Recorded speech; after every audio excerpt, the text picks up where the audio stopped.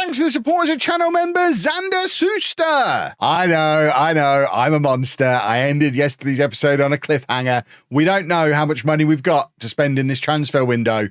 I don't know. I haven't looked. I think, full disclosure, I am recording the video immediately after, so I've only had to wait a couple of minutes. But let's find out what our budget is. It's kind of important. We'd like a big one, please. This potentially sets up the next 5 years of this save, because if this is a good budget, that'll probably be enough to convince me to stay. If it's a poor budget because of our pathetic stadium, and then they won't agree to build me a new one, we may well be off this summer. So our budget is... Oh my word, that's absurd. We really... A, we really might be here forever, and B... This is gonna... We could sign Suarez permanently. Should we?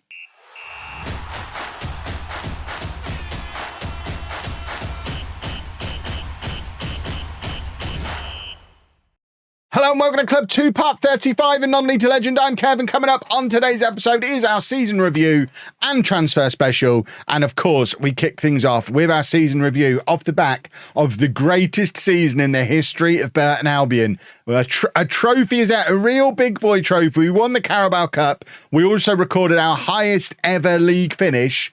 It was quite the year. Our signing of the season, interestingly, has gone to Quintana, despite the fact he got injured and then never played for us again because we replaced him with another wonder kid goalkeeper who ended up not getting as high a rating as him. So that's interesting. The highest rated goalkeeper we signed all summer was Virginia, who ended up barely getting a look in because of those two wonder kids knocking about the place. But a very solid summer of signings. If we can do another summer that good, we are in with a real chance of getting into the Champions League next year. This season, we were supposed to avoid relegation to the Premier League. We ended up finishing 7th, our best ever finish into the Conference League, although I expect that to be upgraded to the Europa League when the 5th Champions League spot goes to Manchester United, which it almost certainly will. So everything else should roll down. So the downside is it lets Spurs into Europe, but in a lesser competition to the one we're likely to be in, so that's fine.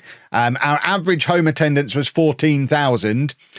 Our capacity is 7,500. We spent most of the season in Nottingham, and we are back in Burton. First order of business once we're out of this season review is to ask for a new stadium, and that is going to go a long way towards deciding how long we're likely to stay here at Burton for. That transfer budget is tempting, but it's also not sustainable if we're playing in front of 7,500 people. Although our sponsorships are up massively, so that's nice. Our broadcast revenue was down a little bit, which is weird, but everything else also up significantly. O'Donoghue sells more shirts than anybody. As you would expect, he has made it into the full England squad for the World Cup, so he is quite the footballer who has a £65 million release clause, and we might struggle to keep hold of him this summer. If he goes, it's not even the end of the world, because the second highest shirt seller is the one O'Donoghue keeps out of the team. So Angelo's ready to just slot straight in. I'd take the 65 million. Likewise, I'd take 50 or 60 for Divine. I am up for taking big money for some of these players this summer if the opportunity presents itself. This was our team of the year, so 3 players making it into the green for average ratings: Leeburn, Divine and Amo Amayor. O'Donoghue we know is great. I'm surprised to see Alonso in ahead of Oscar here. It does indicate that maybe we need another centre midfielder to upgrade this area a little bit. Pajoy being in at right back suggests we've still not solved the right back problem long term. Hansen as a keeper I'm very happy with. Suarez, we need to make a decision fairly on in this video. Are we going to spend I think it's a £57 million optional future fee? Are we going to drop almost our entire budget on Nicolai Suarez, England's starting centre-back and an absolute superstar who could still continue to get better from here, but it will take almost our entire budget to do? Really, where else do we need to spend? So, I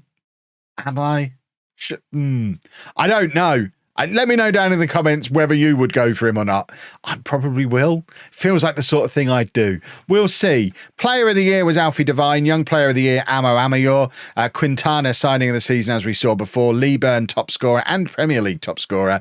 Amo Amayor, most assists. Leeburn, most man of the matches, and Devine, average rating. Certainly the three of them have shared all those awards between them and have been our three best players. Leeburn winning the Premier League Golden Boot. He also set a Burton club record for goals in a season. We also broke both of our transfer records. Highest transfer fee paid, £27 million for Joshua Daniels. Spending that on him last summer really does put Suarez into context, because Suarez is twice as good as him, which suddenly makes him worth the money. Loser going for 30 million. I mean, if we don't really have any more old men that we can sell for 30 million. But I mean, Leeburn's just won the Premier League Golden Boot. If someone offered me 40 or 50 million for him, I'd bite their arm off, because long term, I don't think he's a Champions League quality player, is he? None of us thought he was a Premier League quality player. Maybe he'll just continue to prove me wrong throughout the save, but I'd take big money for him and reinvest it in a defender. Because why not? That's our all-time best 11, which the longer we stay at the club, the more it just looks like a Kev team 11. Ross Stewart has spent the season on loan at Fleetwood, and Joe Powell has spent the season on loan at Barnsley. They'll both be leaving this summer, so that is two club legends. Are they on the club's legends list? They should be. I mean, as a club legend myself, really, I should be able to invite who I want into the list. I like the fact that the Burton fans have acknowledged I'm a better manager for them than Nigel Clough was. I've done more. I think we have to agree at this point I've done more. Vidovic being an icon, the only icon that we've had from the players, is a weird one, because he was only here for a year and a half. I mean, I guess you could argue he single-handedly got us into the Premier League and then kept us there. But seems a bit harsh that Miles Leeburn's not even on the favoured personnel. Ross Stewart is. There's a few players I would add on to that aren't there, and they should be. Right. Supporters profile. We're picking up more social media followers, which is what this game is all about, of course. And the goals for this season: mid-table Premier League finish and latter stages of the Conference League. I think we're going to be in the Europa League. That's interesting. They have set me an objective to spend my transfer budget. So they want me to go out and spend, £70 million this season. They're not going to be happy. Even if I'm like, well, I want to be financially sensible. They're not going to be. They literally want me to go and spend it all. The Burton board have lost their minds, and I am right here with them. I'm frustrated that build a new stadium is nowhere on there as an objective. So we're going to have a word with them about that in a moment. If they think adding 2,500 seats to the existing tiny ground was all we actually needed, then we have a significant difference of opinion, which could end up being terminal for our relationship. We're off to Singapore, but that's just a stupid amount of money. We haven't got that much money. I don't understand where they think that money's coming from, but I've got to spend it, so I may as well buy Suarez. But let's talk to them. We can't talk to them about the stadium. They think they've done enough. Oh, no. We will keep an eye on that all summer, but because they've only just added the 2,500 seats, there is no option to talk to them about the stadium. That's not ideal. Do we spend the money on this guy? We don't even know if he's interested. You can see I've tried to get him the old-fashioned way. I assume they turned that down. Oh, now you see. Knowing I've only got to do 10 million up front makes it even easier to just pretend it's not a £60 million transfer. I feel like we might have overpaid a little bit there, but is he interested? Which is what I was actually trying to find out. I don't even know if he's interested in joining us. Yeah, too right. The board want to block the deal. 57 million. Oh, board. I get what you've done. I get what you've done there. You can see that we've got the. Okay, well, we've learnt literally nothing there. I mean, he's still here for another month. We've got time to make that decision. We could just spend the 57 million, because ultimately we've already got these guys already coming in. They're already paid for. What else do we even need? arguably a striker, although you could say Vasquez is going to come in and be that striker. Between him and Amayor and Solari, we've probably got players who can surpass Lee Burn. There's not an obvious gap in the squad other than at centre-back. Although, with Giza coming in, he's right up there at the top of the list. Why is Kabasi not shown on there at all? I need to have a ponder. I don't know what the best thing to do is here. Bless my board. They just don't get it, do they? They're so pleased with themselves. They've just announced this. They're so happy about it. Hey, Kev, guess what? We've got you another 2,500 seats. Yay. That gets us to 10,000, which is still less than our average attendance was last season. We're not even moving anywhere else while it happens. This time it's going to be done by end of September. So by the end of September, we'll have a 10,000 capacity stadium. It's not exciting, is it? We need a new stadium. Stop investing money in this one, and for goodness sake, build us a new one. And we'll go and play in Derby or Nottingham for a year or two. We've had our youth category upgraded, which does make a lot of sense. They've spent £5 million on that. I haven't asked for that. They've done that off their own back. And that does make a lot of sense. We train at St George's Park, so it makes a lot of sense to have a good youth setup, which we now have. So we've got state-of-the-art training, St George's Park, superb youth facilities, St George's Park. We certainly have adequate academy coaching and above-average youth recruitment. So if we could boost them up, that would be nice. Where do you do that? Let's improve the youth recruitment. And somewhere, increase junior coaching budget. I think that's how you boost up the youth players. That'll obviously take a year or two to filter through, but what we really want is the blooming stadium. So there is the official confirmation that we have qualified for the Europa League. So all the places trickle down. Man United made it into the Champions League. We're into the Europa League with Everton, and Spurs get that Conference League spot. So that's a nice little boost. In the meantime, I can't submit any kind of offer for Suarez, even paying his release clause at the moment, because Manchester United are at a grumpy.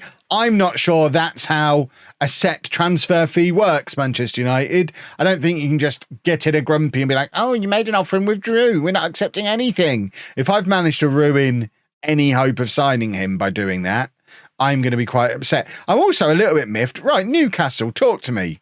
Why was I not even offered an interview? It's very odd. Zinedine Zidane has gone to Newcastle. I mean, I'm not really looking to leave currently. I am pretty happy. They're paying me good money. We're in Europe. We're progressing every year. If we was to start to stagnate, I'd start to get a little bit unhappy. But I mean, there's not even anything particularly tempting there. I mean, AC Milan would be fun. I suspect I'm not just going to walk straight from Burton to AC Milan. Be nice though, wouldn't it? But I'm not. Am I? No, I'm not interested enough to apply for it. They have to come to me. We've got another notable new deal come in from a financial services company, a mystery financial services company. I don't know why we're not doing any scouting at the moment. And now we continue to wait for the opportunity to make another offer for Suarez. Really hope we can sign him. After all this, he won't want to join me because he'll want to review his options at the end of the World Cup. That's a fairly typical thing to happen in this kind of scenario, I think. And our new signings have all arrived, so let's meet them. We've got Darko Mirkovic. We're basically looking at these signings to decide if we need to spend money on Suarez or not. Mirkovic isn't going to be coming in and starting, is he? He's very much one we've brought in because he's a bargain. Erkel Giza is pretty good, but he's not Suarez good. Suarez would still be the starting centre-back as it stands currently. We've got Faber Yabur, who is going to be another option for us in midfield. We saw in the team of the season that Oscar didn't make it in. Maybe Yabur will be the guy who plays in that deep line playmaker role for us this season.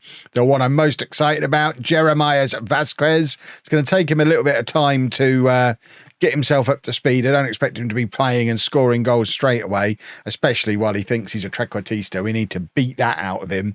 But he's a model citizen. He's only 20 and he's Argentinian. So fingers crossed he's going going to go on to be a wonderful thing. And then Teixeira, will meet him properly next summer because he's back out on loan at Casapia because he couldn't get a work permit, so we don't get to meet him just yet. I can also see my director of football, Big Les Ferdinand, has made an offer for somebody. 20. I mean, Les, I don't even need to look at him. He's 29. Les is losing his touch. He was great for us in League Two. Maybe he's not a Premier League level director of football. Who knows? I'm still no closer to signing Suarez. I have been able to submit a new offer to Manchester United. So I tried to be cheeky and offer them well below because of how quickly they accepted the last one. They immediately rejected. So now we've submitted that as an offer, and they're pondering it. So we'll see what comes of that. If we can get, I'm not necessarily against spending the 57 million, but if we can do it on installments, that would obviously be better for us just in terms of cash flow. And cash flow is what businesses are all about, isn't it? Cash flow, far more important than profit most of the time. So we'd quite like to be able to get in without having to spend all the money now. 57 million pounds in one go is bonkers, but I don't think we're going to be able to do it any other way. Our board won't let us go above 57 million. And United, weirdly, despite accepting 10 million plus 50, again, probably because their board were like, that's more than we could get out of them. But they're not going to accept anything else, are they? Let's try 20 million up front. I mean, we probably will just pay what they want ultimately, but if we can get some of it on installments, like, I mean, come along now, Manchester. We're getting closer and closer to it all being up front. We'll submit this offer and let them have a ponder. But we know we can't go above 57 million because of our board. We need to get the two boards in a room together. Right, now we've got our new signings in. Let's have a look at the squad and the squad depth and that kind of thing. In goal, we're fine.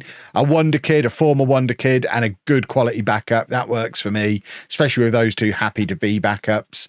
At left back, Sousa could do with an upgrade, really. Ayanita might not be the guy to upgrade him. Left back is potentially an area we could look to improve this. I mean, we've got a lot of players who can play there. Very few who can do it really well. It's a kind of similar situation at right back. Debye and Daniels have both got potential to improve, though. And we've also got Pajroy, of course, who can play there. So I think we probably are okay at right back. Centre back, we don't necessarily need someone. Kabasi's our best guy, but Suarez would be our other starter. So, of course, we'd like to spend the money on making him a permanent signing. We've got Giza, who's come in as well, who will be useful. This is probably the summer where some of these players are going to move on. I mean, someone like Lewis Jackson, as much as we spent a lot of money on him at the time, we've probably moved beyond him being useful. He only started 12 games for us last year, and we spent quite a lot of money, at least at the time, on him. Defensive midfield, I think we're fine. We've got some good young players there who are going to get better. Attacking midfield, if we could find a star, we'd bring in a star. We don't really have a good wonder kid in this area, but I'm not desperate for it. Likewise, up front, if we could find an absolute superstar who could come in and start ahead of Lee Byrne, then go for it. But ultimately, Lee Byrne got 31 goals this season, and we've got a lot of young players who might end up better than him. So it's not a disaster if that situation stays as it is. O'Donoghue has just signed another new contract. He's now also made his England debut. He is our best player, and he's treated as such. And Angelo is perfectly adequate backup. And then on the left, we probably need another body. We've got Amo Amayor, and then Stanis and Solari can play there, but we probably need another natural left winger. So there's bits we can do, but I think priority number one for me is get Suarez. Let's have our first summer where we don't weaken the team by loans going back. Everton trying to make a big offer for O'Donoghue. They're not impressing anybody. His release clause, he always insists on having one. He used to have a mercenary personality, actually. It's gone to balanced. So there might be a day where he hasn't actually signed the new contract yet. I thought he had. His new release clause will be 78 million. So fingers crossed Everton don't reach the 65 million in the meantime and cause us a problem. We're trying, Les. Goodness me, we're trying. Two wonderful things have happened on the same day. Damien O'Donoghue has scored his first goal for England, and has signed that new contract extension as well. He's also just been confirmed as homegrown for Europa League as well, homegrown at club, which is very handy. I hadn't even started considering that. So that's going to be very handy. And Nicolai Suarez is joining us. We're paying the full 57 million in one go. We might end up regretting it. Does he count as homegrown as well? Because we kind of had it. No, he doesn't. No, he does not. But he is an England international. That's 2 England players who are off to the World Cup are Burton Albion players. Manchester United have just let a little mini golden generation get away, and they've ended up with us. And it's mad. That does mean most of our money is gone, especially when you sort out the wage budget. All of the money is gone. So we need to have a little bit of a ponder about who we're going to be letting go. And there's going to be some difficult decisions and some long-serving players who move out the door. I don't think we really need to sign anyone else. So I don't mind if that's the summer. That's absurd. But it's a transfer profit still, so it's not that absurd. Hello, boys and girls. Editing Kev here. Long time no see. Sorry to interrupt. In fact, sorry. It's so rude of me to do this with my hat on. There we go. We had a little bit of a problem with the rest of the recording of this video, in so much as it didn't record pretty much everything from this point on. I thought I'd recorded it. The files are definitely there. And when I play them back, nothing. There's me. I could give you another 15 minutes of just me talking. Without the Football Manager footage, though, I'm not sure that's necessarily the direction we want to go in. So I am going to pass to on-camera Kev. I'm going to go and find him, get him to record a little bit of a summary of what happened from this point on for the rest of the transfer window. Be gentle with him. He hates having to come back to work when he's already left for the day. But I'll leave you with him. And yeah, I don't know what's happened. Fingers crossed. This isn't a new thing. I don't like it when this happens. Kev! Well, guess it's a good job we didn't go and get a job somewhere else then, isn't it? Because how on earth would we have gone back and done this bit then? Ridiculous. Needs proper provisions and systems in place. As you can see, it is the start of the new season. We're just about ready to go. So I'll give you a bit of a summary of where we got to. I think we got roughly to mid-July. So we'll have a look at the transfers that happened from there. We didn't do a huge amount more business. As you can see, a couple of players came in and a few more left. The ones that left were young players, loans, that kind of thing. I think Andy Gallagher had gone. He might not have done. He went to West Brom for £4.5 million. And then we reinvested that money in a striker and a left back. One thing we did try and do is we tried to get Connor Egan from Southampton, who we've been monitoring for a couple of years. As soon as we went in and offered his £29 million release clause, Bayern Munich came in and did exactly the same thing. So obviously he chose to go to Bayern Munich. But at that point, I kind of had my heart set on a young, quick striker from Southampton. So I couldn't do it. So I decided to do it the next best way. I got the young, quick striker, Kyle Rutter, 22 years old, from Spurs. He's not quite as quick. He's got 16s for acceleration and pace rather than 17s, but still pretty quick, 6 foot tall, phenomenal hair.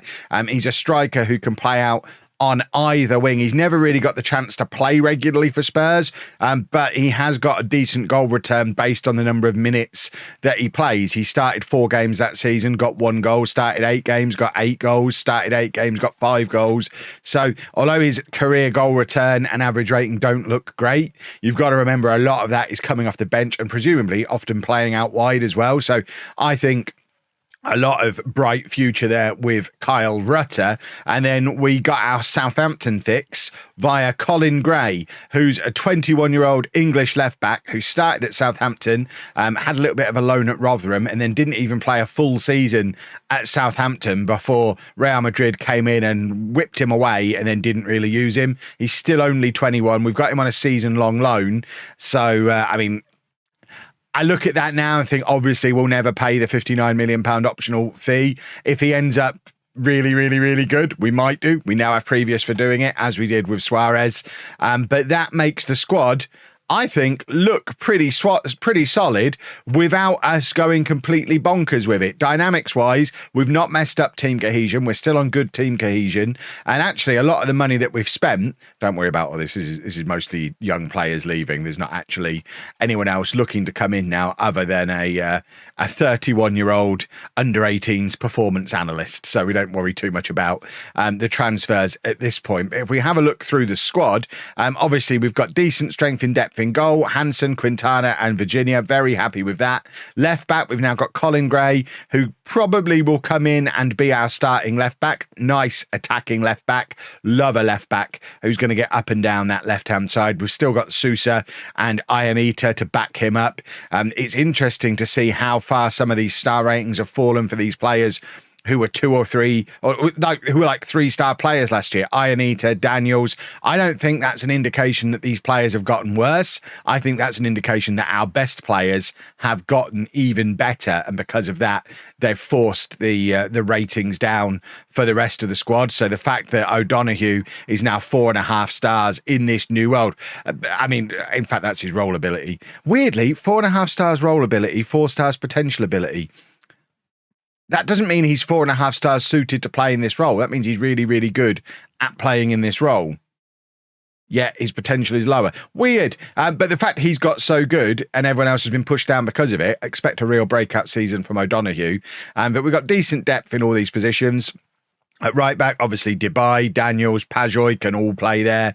At centre-back, we've got Kubasi and Suarez, who were our starting partnership last year. They're now our captain and vice-captain as well. Suarez is new club captain. Kubasi actually became vice-captain midway through last season, despite only being here on loan. We knew he was coming in permanently. But they'll be our starting centre-backs. But Urkel Giza is a very adequate backup, and then obviously Daniels, Merkovic, even Homo can all play there as well. So ideally we would have another Premier League quality centre-back. I think we've probably only got 3, although to be fair, Daniels we did sign originally to play centre-back and never really used him there, but he's 6'2" and natural at centre-back, so he might end up getting a new lease of life at centre-back. Now Dubai and Pajoy have kind of forced him out of the mix at right back. In defensive midfield, obviously Homo as the starter, as the ball-winning midfielder, and then Oscar and the new boy Yabor as the potential deep line playmakers.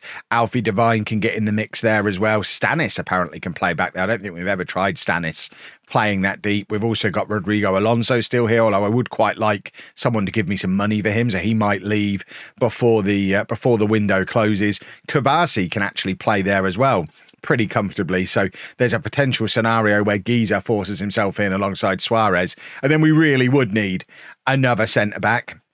And then in attacking midfield, we've got lots of good attacking midfielders without necessarily having one standout one. So it's an area where if we do sell Alonso, this is probably where I'd like to invest, either here or centre forward, and go and get somebody really, really good. Although we have just bought a striker. I think just give one of those strikers. We've got so many good young strikers now. Someone's going to break out this year, I'm sure. But Stanis, Adala, Divine can all play there. And we've got some other players who can back up in there as well on the left wing. We've got the new boy Sanusi, but we've also got Amo Amayor, who had a really good season last year. Stanis, Rutter, Solari, even Colin Gray can all play out there on the left. And on the right, obviously O'Donoghue is going to be the starter out here.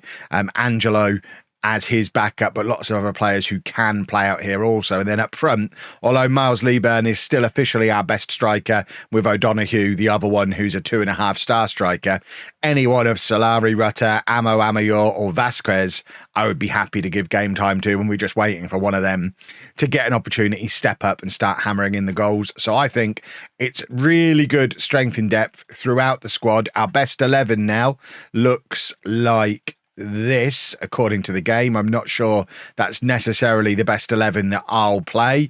I think, you know me, I'm probably going to start Miles Lieburn on the first day of the new season and then take it from there. But that looks like a very strong squad without really revolutionising massively from last year. What we have done is got the loans that we had last year in permanently and then strengthened in a couple of key areas: a new striker, a new left back, and all the young players are all a year older. That's how time works. But when your players are 19, 20 years old, that extra year is massive, because now they've got a year of Premier League experience under their belts. O'Donoghue, one of several players who's got a World Cup under his belt. 5 games, 2 goals for England at the World Cup. He had a really good World Cup. Started 3 games, scored 2 goals for England at the World Cup. England in general didn't have a good World Cup, but Damien O'Donoghue, at 21 years old, was one of England's standout young stars from that World Cup. So he's going to come back absolutely buzzing and ready to attack the Premier League. So I think it's a very solid looking squad. The media still think we're going to finish down in 15th place. I'll be the judge of that. We obviously got this close to getting into the Champions League last year. I can't guarantee Champions League qualification this year because that first year in Europe in any save is always a little bit tricky. We do have a much bigger squad now. Whether it's going to be big enough to handle all of the matches we're going to have to play with European football being in there as well. We're straight into the league stage in the Europa League.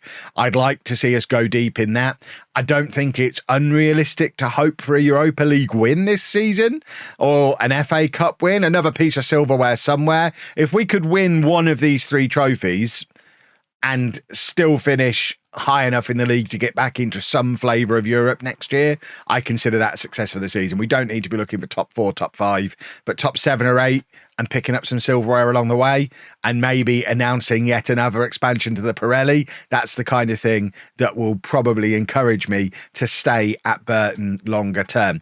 Like I keep saying, I'm not looking to leave. I am on very good money here now, although obviously the money could be better elsewhere. If I get offered a job, then I'll probably take it if it's a pay rise. But at the moment, no one's come knocking. So we just keep plugging away. And for as long as we're pushing Burton on and improving every year, which we are at the moment, I don't feel like I've taken them as far as I can yet. We're in Europe for the first time. Champions League is still on the horizon. If we keep progressing, we could even win the league with them one day. Who knows? We'll see what happens. But that, boys and girls, is your recap of what happened while nothing was working.